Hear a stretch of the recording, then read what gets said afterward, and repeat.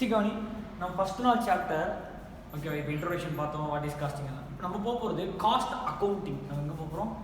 Cost accounting. நம்ம cost அக்கௌண்டிங்கில் என்னென்ன பார்த்தோம்? இன்டெகிரேட்டட், நான் இன்டெகிரேட்டட், காஸ்ட் ஷீட் எல்லாமே பார்த்தோம். ஸோ லைக் எப்படி ஃபினான்ஷியல் அக்கௌண்டிங்கில் உனக்கு ஜேர்னல், லெட்ஜர், ட்ரையல் பேலன்ஸ் எல்லாமே இருக்கும், எங்கேயும் ட்ரையல் பேலன்ஸ், ஜேர்னல், லெட்ஜர் எல்லாமே இருக்குது. காஸ்டிங்லேயும் ஜேர்னல், லெட்ஜர், ட்ரையல் பேலன்ஸ் எல்லாமே இருக்குது. ஸோ இப்போ ஜேர்னல்ஸ் எப்படி பாஸ் பண்ணுவோம் இன் financial accounting? Using modern techniques, using golden rule of accounting. Golden rules of accounting is to where it goes cheap. Debit receiver, credit the giver.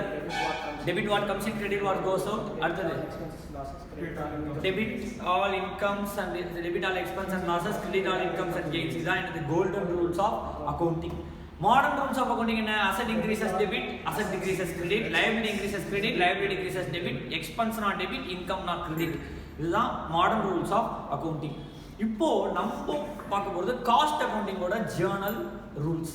Cost அக்கௌண்டிங்கோட journal rules like ரொம்ப ரொம்ப ரொம்ப ரொம்ப simple. ஓகேவா? கவனி, ஒரு Journal என்ட்ரிக்கு ஒரு debit side இருக்கணும். For every transaction, for every debit there will be a corresponding credit தான். டெபிட் கிரெடிட் ரெண்டு ஐட்டம் தான். அப்போ ரெண்டு ஐட்டம் என்ன டெபிட் என்ன கிரெடிட்னு பார்க்க போகிறோம். கவனி, debit to where it goes, debit to where it goes, credit from where it comes, credit to where it goes, credit debit to where it goes, credit from where it comes. rules by younger போடுது. சரியா? இது Indian institute of cost அக்கௌண்டன்சியோ சீமான ஒரு புக்கில் கொடுத்துருக்காங்க. London அவனா சொன்ன ரூல்ஸோ புக்லேயே இந்த rules இருக்காது. இந்த ரூல் சொன்னது யாரு? Debit to where it goes, credit from where it comes. Sir to where it goes னா எங்கேருந்து எங்கே போகுது? அதுக்கு இந்த ஜேர்னல் உங்களுக்கு புரியணும்னா எப்படி கோல்டன் ரூல்ஸ் ஆஃப் அக்கௌண்டிங் நம்மளுக்கு புரியணும்னா what is personal, what is real, what is nominal தெரிஞ்சால் தான் கோல்டன் ரூல்ஸ் ஜேர்னல் என்ட்ரி போட முடியும். மாடர்ன் ரூல்ஸ் ஜேர்னல் என்ட்ரி பண்ணா உனக்கு what is asset, what is liability, what is expense, what is இன்கம்னு தெரிஞ்சால் தான் என்ன பண்ண முடியும் மாடர்ன் ரூல்ஸ்ல. சேம் வே to where னா எங்க, from where னா எங்கேருந்து எங்கே போகுதுன்றத தெரிஞ்சால் தான் என்ன ஜேர்னல் என்ட்ரி பார்க்க முடியும். இந்த நம்ம காஸ்டிங்ல ஜேர்னல் என்ட்ரி பாஸ் பண்ண முடியும். சரி, இப்போ இதுக்கு ஜேர்னல் என்ட்ரி பாஸ் பண்றதுக்கு சொல்லுவீங்களா? எதுலேருந்து எங்கே போகுதுன்னு சொல்லுவீங்களா? சொல்லி கொடுத்தேன். அதுக்கு முன்னாடி நான் உனக்கு கேட்குறேன், சும்மா ஒரு கொஸ்டின் கேட்குறேன். திருச்சி டு சென்னை குட்ஸ் போகுது, திருச்சியிலேருந்து சென்னைக்கு குட்ஸ் வருது. ஜேர்னல் என்ட்ரி என்ன போடுவோம் பார்ப்போம், சொல்லுங்க பார்ப்போம். சென்னை அக்கௌண்ட் டெபிட்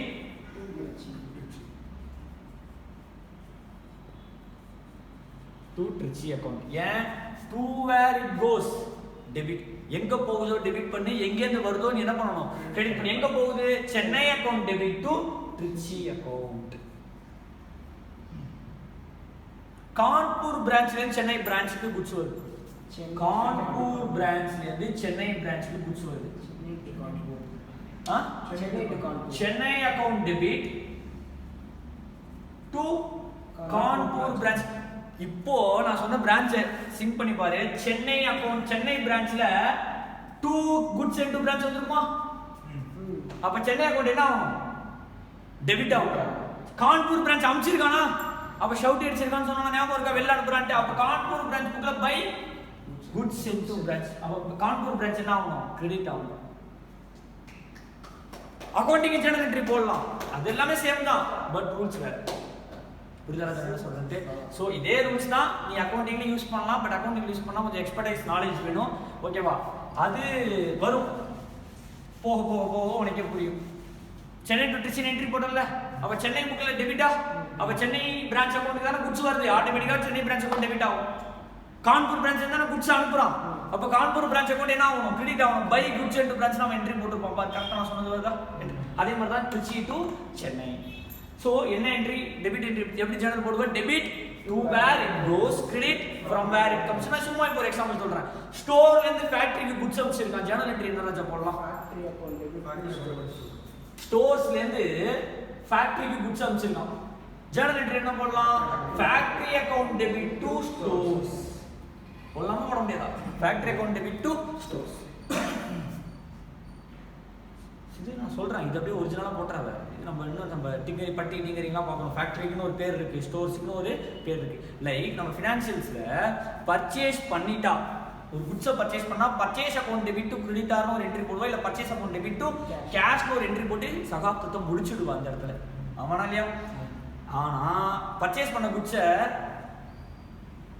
நம்ம சந்தானம் சொல்ற மாதிரி மாந்தோப்புல இருக்கா புளியந்தோப்புல இருக்கா திருப்பி குடோன்ல இருக்கான்ற மாதிரி எங்க இருக்குன்னு கணக்கு காமிக்கணும். காஸ்டிங் குட்ஸ் எங்க இருக்குன்னு நம்ம என்ன பண்ணணும் சொல்லணும். லைக் நான் பர்ச்சேஸ் பண்ண குட்ஸ் ஸ்டோர்ஸ்ல வச்சுக்கனா அந்த ஸ்டோர்ல இருந்து அது இஷ்யூ ஆகி ப்ரொடக்ஷனுக்கு போயிடுச்சா, ப்ரொடக்ஷன்ல இருந்து திருப்பி வந்ததா, திருப்பி நான் சப்ளையர் காமிச்சனா, இல்ல ப்ரொடக்ஷன்ல இருந்து ப்ராசஸ் ஆகி ஃபினிஷ்டு குட்ஸா வெளில வந்ததா, லேபர் எவ்வளோ பணம் இன்கர் ஆயிருக்கு, எல்லாத்தையுமே நான் எங்க கண்ட்ரோல் வச்சிருப்பேன். என்னோட காஸ்டிங் ஜேர்னல் நான் என்ன பண்ணிருப்பேன், கண்ட்ரோல் பண்ணிருப்பேன். இன்னும் சிம்பிளா சொல்லணும்னா 5 ஹார்பிக் பாட்டில் வாங்குற to clean all your restrooms of factory. இந்த வச்சிரியா ரஜன் எடுத்துக்கிறேன்.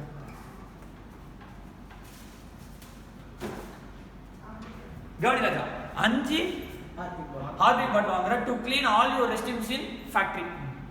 5 ஹார்பிக் பாட்டில் 5 into 150 ரூபாய் 750 என்ட்ரி போட்டுருவோம். எங்க ஃபினான்ஷியல் அக்கௌண்டிங்ல 2 மிஸ்கிலினியஸ் எக்ஸ்பெண்டிச்சர்னு சொல்லி என்ட்ரியை போட்டு முடிச்சிருவேன். காஸ்ட் அக்கௌண்டிங்ல 5 ஹார்பிக் பாட்டில் 3 ஹார்பிக் பாட்டில் தான் யூஸ்னா 3 ஹார்பிக் பாட்டில் தான் அந்த வருஷத்துக்கு காஸ்ட்டாக அனுப்பும், 2 ஹார்பிக் பாட்டில் காஸ்ட்டாக அனுப்ப மாட்டேன். இதான் காஸ்டிங். அந்த 2 ஹார்பிக் பாட்டில் யூஸ் பண்ணிருக்கியா, அப்போ அந்த காஸ்ட்ல ஆட் பண்ணலாமா கூடாதுன்னா நான் ஆட் பண்ண மாட்டேன். அப்போ காஸ்ட் அக்கௌண்டிங் பக்காவான ப்ராஃபிட் வருமா, ஃபினான்ஷியல்ஸ் பக்காவான ப்ராஃபிட் வருமா? Cost for the product not for the organisation. Cost is for த. இன்னும் பல பேருக்கு தெரியாது, பல பேருக்கு சென்ஸ் ஈவன் சார்ட்டர்ட் அக்கௌண்டன்ஸ் சில பேருக்கு பிக் இண்டஸ்ட்ரியில் இருக்கிறவங்களுக்கு தெரியாது. Cost audit is not for the company, cost audit is for the product. 148 company ஆக்ட்ல காஸ்ட் ஆடிட் சொல்லியிருக்காங்கல்ல, அந்த cost audit is not for the company. இப்போ டிடிகே பிரஸ்டீஜ்னு ஒரு கம்பெனி இருக்கு, அவன் ஸ்டீல் குக்கரும் மேனுஃபேக்சர் பண்றான், அலுமினியம் குக்கரும் பண்றான். ஸ்டீல் குக்கருக்கு காஸ்ட் ஆடிட் வரும், அலுமினியம் குக்கருக்கு காஸ்ட் ஆடிட் வராது. அலுமினியம் ப்ராடக்டோட இதை நான் காஸ்ட் ஆடிட் பண்ண முடியாது. அப்போ ஸ்டாட் ஆடிட்டர்னா for the company, secretary na for the whole company na, internal audit na for the whole company. Cost audit is only for the product for which cost audit applies. அப்போ நான் இந்த வருஷம் நான் எந்த ப்ராடக்ட் நான் use பண்ணனும் அந்த cost மட்டும் தான் டெஃபைனா என்ன பண்ணி அனுப்ப முடியும், உள்ள அனுப்ப முடியும். சே எக்ஸாம்பிள் நான் ஒரு அசெட் வாங்கியிருக்கேன், put to use on so and so date, இல்ல யூஸ் பண்ணாமே வச்சிருக்கேன். அக்கவுண்டிங்ல நீ என்ன போட்டுருவ, டெப்ரிசியேஷன் போட்டுருவியா? அக்கவுண்ட் சும்மா இருந்தா கூட அசெட் சும்மா இருந்தா கூட அப்சல்யூட் ஆகுதுன்னு சொல்லி நீ என்ன போடுவ, டெப்ரிசியேஷன் போடுவேன். காஸ்டிங்ல அசெட் யூஸ்டுனா தான் டெப்ரிசியேஷன். காஸ்டிங்ல இன்கம் டாக்ஸ் அண்டர் செக்ஷன் 32 ல அப்படியே உல்டா 180 டேஸ் கீழ வச்சிருந்தா ஃபுல் டெப்ரிசியேஷன், ஆஃப் டெப்ரிசியேஷன் 180 டேஸ்க்கு மேல வச்சிருந்தா ஃபுல் டெப்ரிசியேஷன். ரெண்டாவது நான் அசெட்டாவே பார்க்க மாட்டேன், என்னோட அன்கிளைம்டு எக்ஸ்பெண்டிச்சரா பார்ப்பேன். சொல்லணும் அப்போ டெப்ரிசியேஷன்ங்கிற ஒரு common word, different characteristics in each accounting. Income டாக்ஸ்ல வேற டெப்ரிசியேஷன்னா, ஃபினான்ஷியல் அக்கவுண்டிங்ல வேற, காஸ்ட் அக்கவுண்டிங்ல வேற. அப்போ காஸ்ட் அக்கவுண்டிங் புரியுதா நான் என்ன சொல்றேன்ட்டு? அப்போ நம்ம இதுக்கு நம்ம ரூல் படிச்சாச்சு. என்ன ரூல்? ஜர்னல் என்ட்ரியோட rule. Debit to where it goes, credit from where it. எங்க போகுதோ டெபிட் பண்ணி, எங்க இருந்து வருதோ அதை என்ன பண்ணு, கிரெடிட் பண்ணி சொல்லிட்டேன். சரி, இப்போ எது எங்க போகுது எது எங்க வருதுன்றத நான் ஒரு டயக்ராம் சொல்லி தரேன். அந்த டயக்ராம் மட்டும் பிடிச்சிட்டேன்னு வச்சுக்கோ, ஜர்னல் என்ட்ரிஸ். நான் ஒரு டயக்ராம் சொல்லி தரேன், அந்த டயக்ராம் நீ கையில பிடிச்சிட்டேன்னா, இந்த டயக்ராம் நீ ஞாபகம் வச்சுட்டேன்னா உன்னோட ஜர்னல் என்ட்ரி ஈஸி. டயக்ராம் ஒன்று கம்பு சுத்துற விவகாரம் கிடையாது. நீ என்ன சொல்லுவ, டயக்ராம் எப்படி ரா மெட்டீரியல் யார்கிட்ட வரும், சப்ளையர்ல இருந்து வரும். வந்தோடனே நேரா ஃபேக்டரியில எடுத்து ப்ரொடக்ஷனுக்கு போட்டுருவானா? போட மாட்டான். எங்க கொண்டு போடுவான்? ஸ்டோர்ஸ்ல வச்சிருப்பான். ஸ்டோர்ஸ்ல இருந்து என்ன பண்ணுவான், ஸ்டோர் கீப்பர் கேட்க எடுத்து கொடுப்பான். அப்ப ஸ்டோர்ல இருந்து WP ஃபேக்டரிக்கு மூவ் ஆகும். ஃபேக்டரியில ப்ரொடியூஸ் ஆகி ஃபினிஷ் குட்ஸா வெளில வரும். ஃபினிஷ் குட்ஸ் முடிஞ்சதுக்கு அப்புறம் பேக்கேஜிங்லாம் முடிஞ்சு சேல் ஆகும். அப்ப அதை அப்படியே ஒரு டயக்ராமா போட போறேன். அந்த டயக்ராம்ல எங்க போகுதோ அதை டெபிட் பண்ணி, எங்க இருந்து வருதோ நீ என்ன பண்ணு, கிரெடிட் பண்ண முடிஞ்சு போச்சு. இதுக்கு வந்து ஜர்னல் என்ட்ரி மனப்பாடம் பண்ணுவாங்க. எனக்கு தெரிஞ்சு நான் படிக்கும் போது எனக்கு சொல்லி கொடுக்க ஆள் கிடையாது. என்ன பண்றது மண்டே பிச்சுட்டு நானா ஒரு லாஜிக் ஃபார்ம் பண்ண பத்தி, அந்த லாஜிக் தான் debit to where it goes, credit from where it goes. இந்த ஜர்னல் என்ட்ரி வச்சு அக்கவுண்ட் ஜர்னல் என்ட்ரி போடலாம். Debit to where it goes, debit to where it goes, credit from where it goes. கிரெடிட்டருக்கு payment journal entry போட்டு பாரு. To where it goes யாருக்கு? Creditor account debit. எங்க இருந்து வருது? Bank to bank. டெட்டார்ட் இருந்து payment receive பண்றத போட்டு பாரு, என்ன வருது? Cash account debit. ஆர் பேங்க்குக்கு எங்க போகுது? பேங்க் காசு போகுது. யார்ட்ட இருந்து வருது? டெட்டார்ட் இருந்து பேங்க் அக்கவுண்ட் டெபிட் டு டெட்டார்ட். எல்லாத்துக்குமே என்ன பண்ணலாம், ஜர்னல் என்ட்ரி போடலாம். 10,000 ரூபாய் எக்ஸ்பென்ஸ் இன்கர் பண்ணியிருக்கேன், ஏதோ ஒரு எக்ஸ்பென்ஸ் எதுக்குன்னே தெரியாம எக்ஸ்பென்ஸ் இன்கர் பண்ணியிருக்கல, காசு வெளில போயிருக்கல, எங்க போகுது? எக்ஸ்பென்ஸுக்கு போயிருக்கு. எந்த எக்ஸ்பென்ஸ் போச்சோ அந்த எக்ஸ்பென்ஸ் அக்கவுண்ட் டெபிட். எங்கேருந்து வந்திருக்கும் காசு? உன் கல்லாப்பேட்டில இருந்து வந்துச்சுன்னா கேஷ், பேங்க்ல இருந்து வந்துச்சுன்னா பேங்க், எங்கேருந்து வந்திருக்கோம் அங்கே வந்து கிரெடிட் பண்ண முடிஞ்சு போச்சு. எல்லா ஜேர்னல் என்ட்ரியும் போடலாம். என்ன மாடர்ன் ரூல்ஸ்லாம் இருக்கின்றதை இந்த ரூல்ஸ் வச்சு நான் நடத்துறது ஃபினான்ஷியல் அக்கௌண்ட்ஸ். சரியா? ஒன்ஸ் இதுவும் ஈஸினா டக்குன்னு உனக்கு எங்கேயா புரியலன்னா இந்த ஜேர்னல் என்ட்ரி யூஸ் பண்ணி நீ என்ன பண்ணலாம், ஜேர்னல் என்ட்ரி. பட் இது காஸ்டிங் இதுதான் ப்ரிடாமினென்ட்டா நீ இதை ஃபாலோ பண்ணா போதும். கவனி. இப்போ அந்த ரூலுக்கு சப்போர்ட்டிங் டயக்ராம், அந்த ரூல் புரிஞ்சுக்கணும்னா இந்த டயக்ராம். இந்த டயக்ராம் புரிஞ்சா அந்த ரூல் வச்சு ஜேர்னல் போட்டுடலாம். இந்த டயக்ராம் புரிஞ்சா அப்படியே காஸ்ட் ஷீட் போட்டுடலாம். இந்த டயக்ராம் புரிஞ்சுனா அப்படியே இன்னொரு சாப்டர் முடிஞ்சிடும். அது ஒரு 4 ஐட்டம் இந்த டயக்ராம் தான் இருக்கு. தட் இஸ் ஒரு வந்து இதனால மார்க் வருமான்னு தெரியாது. இது தெரிஞ்சுக்கிட்டீங்கன்னா நிறைய சாப்டர் ஈஸியா இருக்கும். காஸ்ட் ஜாப் காஸ்டிங் ஒரு சாப்டர் படிச்சோம்ல, அப்படியே இந்த டயக்ராமோட டிட்டோ. காஸ்ட் ஷீட் இந்த டயக்ராமோட டிட்டோ. அப்படியே இந்த ஜேர்னல் என்ட்ரிஸ் இதில் போட்டுக்கலாம், லெட்ஜர்ஸ் இதில் போட்டுக்கலாம். எல்லாமே இந்த டயக்ராம்லேயே ஒரு பாதி ஒரு 3-4 சாப்டர் முடிஞ்சு போயிடும். கவனி நல்லா. ஒரு மேனுஃபேக்சரிங் கன்சர்ன் அப்படியே எடுத்துக்கோ. ஒரு மேனுஃபேக்சரிங் ஃபேக்டரி செட்டப் ஞாபகம் வச்சுக்கோ. ஃபேக்டரி செட்டப்ல அப்படியே ரிவர்ஸ்ல இருந்து கதை சொல்றான். ஃபர்ஸ்ட் என்ன பண்ணுவான், இந்த டயக்ராம் நான் ஸ்டார்ட் பண்ணல, ரிவர்ஸ்ல இருந்து கதை சொல்றேன். ஃபர்ஸ்ட் என்ன பண்ணுவான், சேல்ஸ் டிபார்ட்மெண்ட் எக்ஸ்பெக்டட் சேல்ஸ்னு பட்ஜெட் ப்ரிப்பேர் பண்ணி கொடுப்பான். Marketing department or sales department இவ்வளவு சேல்ஸ் நான் பண்ண போறேன் நெக்ஸ்ட் மந்த் சொல்லி என்ன ப்ரிப்பேர் பண்ணி கொடுப்பான், பட்ஜெட் ப்ரிப்பேர் பண்ணி கொடுப்பான். பட்ஜெட் ப்ரிப்பேர் பண்ணி நான் இவ்வளவு விற்கிறேன்னு சொன்னா மேனுஃபேக்சரிங் டிபார்ட்மெண்ட் அதை ப்ரொடியூஸ் பண்ணி வச்சிருக்கணும்ல, ப்ரொடக்ஷன் டிபார்ட்மெண்ட். அப்போ ப்ரொடக்ஷன் டிபார்ட்மெண்ட் சரி, அப்போ என்ன பண்ணுவோம், சேல்ஸ் டிபார்ட்மெண்ட்டோட டேட்டாவை என்ன பண்ணுவான் மேனேஜ்மெண்ட் ப்ரொடக்ஷன் டிபார்ட்மெண்ட்டுக்கு அனுப்புவான். இவ்வளோ வேணுமாண்டா நீ ப்ரொடியூஸ் பண்ணி வச்சுக்கோடான்னு. சேல்ஸ் டிபார்ட்மெண்ட் இவ்வளோ விற்கிறதுக்கு வேணும்ட்டா. அப்போ மேனுஃபேக்சரிங் டிபார்ட்மெண்ட் ஆர் ப்ரொடக்ஷன் டிபார்ட்மெண்ட்டோட ஒர்க் என்ன, அதை ப்ரொடியூஸ் பண்ணி வைக்கிறது தான். ப்ரொடக்ஷன் டிபார்ட்மெண்ட் ஆர்டர் கையில் வாங்குவான், பார்ப்பான் இவ்வளோ வேணுமா. அவனுக்கு வேணும். இப்போ உங்க அம்மா கிட்ட சமைக்க சொல்லி ஆர்டர் கொடுத்தா உங்க அம்மா அடுத்த வார்த்தை உன்ட்ட என்ன கேட்பாங்க, மல்லிகை சாமான் வாங்கிட்டு வா, தயிர் வேண்டாம், பால் வேண்டாம், உனக்கு சமைக்க சொன்ன பத்தியா எனக்கு தேவையான்ற மாதிரி ஏதாவது வாங்கிட்டு சொல்லுவாங்க. அப்போ உங்க அம்மாவுக்கு ப்ரொடக்ஷன் டிபார்ட்மெண்ட்டுக்கு ஆர்டர் வந்துருச்சு. உங்க அம்மா உடனே என்ன சொல்லுவாங்க, ஸ்டோர்ஸ் டிபார்ட்மெண்ட், பர்ச்சேஸ் டிபார்ட்மெண்ட். அப்படி சிம்பிளா தான் அப்பா இதே சமன்றுவாரு அம்மாட்ட. அம்மா என்ன பண்ணுவாங்க, உன்னை கூட்டி இதெல்லாம் வாங்கிட்டு வான்ற மாதிரி தான். ப்ரொடக்ஷன் டிபார்ட்மெண்ட் யாரும் என்ன பண்ணுவான், ஸ்டோர் டிபார்ட்மெண்ட் போய் இதெல்லாம் எனக்கு வேணும்டா போய் வாங்கிட்டு வாங்க. ஸ்டோர் டிபார்ட்மெண்ட் உடனே வாங்கிட்டு வர முடியாது. ஸ்டோர் டிபார்ட்மெண்ட் இருந்துச்சுன்னா எடுத்து கொடுக்குற வேலை. ஸ்டோர் டிபார்ட்மெண்ட் அவன்கிட்ட இருந்துச்சுன்னா எடுத்து, அவன் இல்லைன்னு வச்சுக்கோ பர்ச்சேஸ் டிபார்ட்மெண்ட் போய் சொல்லுவான், ராஜா பர்ச்சேஸ் டிபார்ட்மெண்ட் எனக்கு இது மாதிரி குட்ஸ் கேட்கறான், அவன் குட்ஸ் வாங்கணும் ஆர்டர் பண்ணுது. பர்ச்சேஸ் டிபார்ட்மெண்டோட ஒர்க் என்னன்னா finding out the best supplier in the market at cheapest price and best quality. Purchase department oda vela enna, best supplier na who supplies goods at cheapest price at bestest quality. Avan yaarunu paatha avanta order poduvan. Avanta order podradhu purchase department na kediyadhu, with approval of financing department. Ena department of finance da kadasiya yaarukalla gajana. Appo avan dana kaasu koduthaan, appo avan othukanum. ஏன்னா என்ன பண்ணுவான், நல்ல quality cheapest quality என்ன பண்ணுவான், 1000 quality order பண்ணுவான், 100 quality வாங்க மூடிட்டு இப்போ சமைச்சா போதும் மிச்சத்தை அப்புறம் வாங்கி தரேன். ஃபினான்சிங் டிபார்ட்மெண்ட் தான் அந்த இடத்துல இழுத்து பிடிப்பான். அப்போ பர்ச்சேஸ் டிபார்ட்மெண்ட்டோட வேலை finding out the supplier, finance department வேலை அப்ரூவ் பண்ணுறது. ஒன்ஸ் இட் இஸ் அப்ரூவ்னா ஆர்டர் மேடா, பர்ச்சேஸ் ஆர்டர் மேட் ஆகிடுமா. பர்ச்சேஸ் ஆர்டர் மேட் ஆனோடனே சப்ளையர் என்ன பண்ணுவான், குட்ஸ் எடுத்து வந்து ஃபேக்ட்ரிக்குள்ளே இறக்குவான். இந்த நடந்தது எல்லாமே பிளானிங். இப்போ நடந்தது எல்லாமே இது எல்லாத்துக்கும் அக்கௌண்டிங் கிடையாது. இது எல்லாத்துக்குமே நோட்டு. என்ன நோட்னா மெட்டீரியல் ரெக்வசிஷன் நோட்டுன்னு ஒன்று அனுப்பிச்சிருப்பான். Goods receipt note, GRN MRN அப்படின்னா குட்ஸ் நோட் இருக்கும். எடி மெட்டீரியல் எனக்கு இவ்வளோ வேணும்னு சொல்லி ஸ்டோர்ஸ் டிபார்ட்மெண்ட் அவனுக்கு நோட் அனுப்புவான். யாருக்கு, பர்ச்சேஸ் டிபார்ட்மெண்ட். பர்ச்சேஸ் டிபார்ட்மெண்ட்டு வந்ததுக்கப்புறம் குட்ஸ் ரிசிப்ட் நோட் அனுப்புவான். குட்ஸ் வந்துச்சுன்னா குட்ஸ் ரிசிப்ட் நோட்னு சின்ன சின்ன வவுச்சர்ஸ் மாதிரி தான் இருக்கும். ஓகேவா, அதுதான் இருக்குமே தவிர இது எல்லாத்துக்கும் அக்கௌண்டிங் பெருசாக எதுவும் கிடையாது. இதுக்கப்புறம் இருந்து அக்கௌண்டிங் ஸ்டார்ட் ஆகும். சரி, என்னது, சப்ளையர் வரான். சப்ளையர் என்ன பண்ண போகிறான், குட்ஸ் எடுத்து வந்து இறக்க போகிறான். கரெக்டாக குட்ஸ் எடுத்து வந்து யாருக்கு இறக்குவான், stores. Assume you are running a sugar factory. சப்ளையருங்கிறது யாரோ ஒரு sugar dealer, sugar cane dealer தானே, எல்லாரும் சுகர் கேனையும் பர்ச்சேஸ் பண்ணி வச்சிருப்பான். அவன்கிட்ட நீ போய் மொத்தமாக பர்ச்சேஸ் பண்ணிப்ப. ஸோ இந்த சுகர் கேன் டீலர் உனக்கு எடுத்து வந்து சுகர் கேன் கொடுத்துட்டான். இது என்னது, ஸ்டோர்ஸ். ஸ்டோர்ஸ்லேயே ப்ரொடக்ஷன் நடந்து அப்படியே சக்கரையாக மாறிடுமா, எங்கே போகணும்,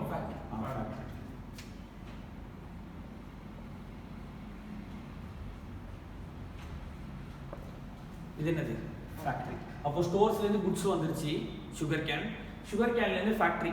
இப்போ இந்த இடத்துல கரும்பு கட்டு போட்டிருக்கான். கரும்பு கட்டு அங்கிட்டு போ அப்படின்னா போயிடுமா, அது டன் கணக்கில் கரும்பு இருக்கு. அந்த போய் ஏஞ்சி அங்கே போய் உட்காரு அப்படின்னு சொன்னால் அது போய் ஏஞ்சிக்குமா. அப்போ இங்கேருந்து அங்கே எடுத்து போய் தூக்கி வைக்கிறதுக்கு என்ன வேணும், இங்கேருந்து ஸ்டோரில் இருக்கிற கரும்பு கட்டு எடுத்துட்டு போய் அங்கே வைக்கிறதுக்கு மிஷினரிஸ் தட் இஸ் அந்த தூக்கிட்டு போகிற மிஷினரியாக இருக்கட்டும் ஆர் அந்த ட்ராலி ஏதோ ஒன்று தேவை, மிஷினரி ப்ளஸ் லேபர்னா லேபர் தேவை. அப்போது ஸ்டோர்லேருந்து டபிள்யூபிக்கு போகிறது ஃபேக்ட்ரிக்கு போடுறதுக்கே உனக்கு என்ன தேவை? லேபர் சப்போர்ட் தேவை ஆர் அதர் மிஷினரி சப்போர்ட் தேவை. அந்த லேபர் டைரக்ட் லேபரா இன்டைரக்ட் லேபரா? ப்ராடக்ட் ப்ரொடியூஸ் ஆகணும்னா அந்த லேபர் தேவையா? சுகர் கேன் சுகர் ஆகிறதுக்கு அந்த லேபர் தேவையா?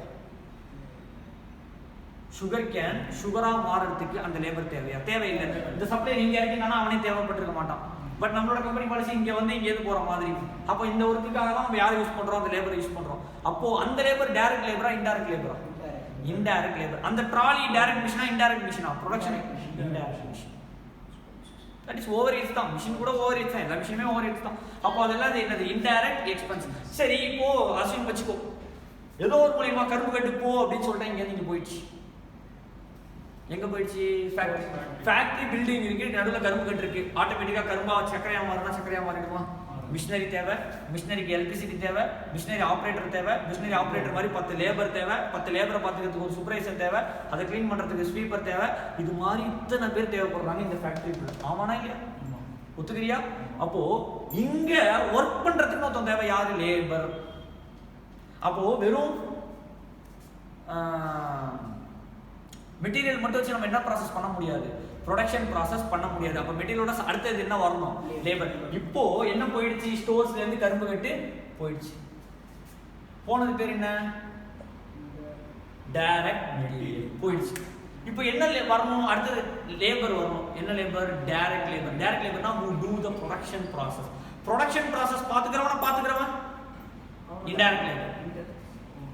ப்ரொடக்ஷன் ப்ராசஸை பாத்துக்கிறவன் தேவையில்லை. அவன் ப்ரொடக்ஷன் ப்ராசஸ் பண்ற ஒழுங்கா பண்ணிட்டான்னா அந்த பாத்துக்கிறவனே தேவையில்லை. அவன் ஒழுங்கா பண்ண மாட்டானோன்றதுக்காக தான் நம்ம யாரை வச்சிருக்கோம்? அப்போ சூப்பர்வைசரி என்ன labour? Indirect labour. That is அவன் ஓவர் ஹெட்ஸ் காஸ்ட். ஆமானா இல்லையா? சரி, அப்போ எப்படி ஸ்டோர்ஸ்ல இருந்து ஃபேக்டரிக்கு போதோ அப்போ இந்த இடத்துல வேஜ்னு வச்சுப்போம். ஓகே, விர்ச்சுவலா யோசிச்சுக்கோ. வேஜ்னு வச்சுப்போம். இந்த இடத்துல இருந்து என்ன போகணும்? லேபர் போகணும். ஆமானா இல்லையா? ஸ்டோர்ஸ்ல இருந்து எப்படி மெட்டீரியல் போதோ வேஜஸ்ல இருந்து என்ன போகணும்? இப்போ மெட்டீரியல் போயிடுச்சு, சுகர் போயிடுச்சு, சுகர் கேன் போயிடுச்சு, லேபரும் வந்துட்டான். மிஷினரி இல்லாம ப்ரொடக்ஷன் நடக்குமா? மிஷினரி இருக்கு, ஆயில் மெஷினரிக்கு எலக்ட்ரிசிட்டி இல்லாம ப்ரொடக்ஷன் நடக்குமா? நடக்காதா? நடக்காது. இன்ஜினியர் எப்படி ப்ரொடியூஸ் பண்ணுன்னு சொல்லாம ப்ரொடக்ஷன் நடக்குமா? நடக்காது. அப்போ இது மாதிரி அடுத்ததெல்லாம் தேவைப்படுதா? அதுக்கப்புறம் அந்த electricity, oil, petrol, diesel, sweeper இவங்கெல்லாம் யாருன்னா இன்டைரக்ட் லேபர்ஸ் ஆர் மெட்டீரியல். அப்போ என்னது? Indirect labours or material. இப்போ indirect material, indirect labour, indirect expense. நான் ஒரு பேர் சொன்னேன், பேர் என்ன? அது பேர் என்ன? ஓவர்ஹெட்ஸ். ஓவர்ஹெட்ஸை மூணா கிளாசிஃபை பண்ணணும். ஓவர்ஹெட்ஸை மூணா கிளாசிஃபை பண்ணணும். என்ன சார் ஓவர்ஹெட்ஸை மூணா கிளாசிஃபை பண்ணா? Factory overheads, administration overheads, selling and distribution overheads. Factory, admin, selling. Overheads na indirect material, indirect labor, indirect expense no. எந்த மாற்று கருத்தும் கிடையாது. பட் ஓவர்ஹெட்ஸ் நான் மூணா கிளாசிஃபை பண்றேன். ஃபேக்டரி ஓவர்ஹெட்ஸ், ஃபேக்டரி ஓவர்ஹெட்ஸ்ல இன்டைரக்ட் மெட்டீரியல் இருக்கும், இன்டைரக்ட் லேபர் இருக்கும், இன்டைரக்ட் எக்ஸ்பென்ஸ் இருக்கும். அது மாதிரி அட்மின்லயும் indirect material, indirect labour, indirect expense.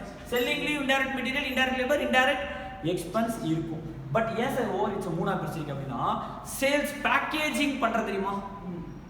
ஆச்சி மசாலா பாக்கெட் வெளில வந்துருச்சு, அது மொத்தமாச்சு ஒரு பெரிய டப்பால ப்ராக்டிஸ், அதுக்கும் ப்ரொடக்ஷன் ப்ராசஸ்க்கு என்ன சம்பந்தம் இருக்கா? அப்ப அந்த ப்ரொடக்ஷன் ப்ராசஸ், அந்த காஸ்ட் இங்க இன்கர் பண்ணாதான் ப்ரொடக்ஷன் நடக்குமா? அப்படின்றது கிடையாதுல. அது என்ன ஓவர்ஹெட்ஸ்? அது எப்போ தெரியுமா இன்கர் பண்ணணும்? குட்ஸ் ப்ரொடியூஸ் பண்ணி ஃபினிஷ்டு குட்ஸா வெளில வரும்போது தான் அந்த காஸ்ட் என்ன பண்ணணும்? இன்கர் பண்ணணும். ப்ரொடக்ஷன் ப்ராசஸ்க்கு நீ அதை என்ன பண்ண தேவையில்லை, இன்கர் பண்ண தேவையில்லை. ஆக்சுவலா ரெண்டு ஓவர்ஹெட்ஸ் தான், ஒன்னு ப்ரொடக்ஷன், இன்னொன்னு செல்லிங். ஒன்னு ப்ரொடக்ஷன், இன்னொன்னு செல்லிங். இந்த அட்மின்ங்கறத ப்ரொடக்ஷனோடையும் போட்டுக்கலாம், செல்லிங்கோடையும் போட்டுக்கலாம். அதனால நடுவுல போடுறோம். அவ்வளவுதான். ஆபீஸ் எக்ஸ்பெண்டிச்சர்னு இருக்குல்ல,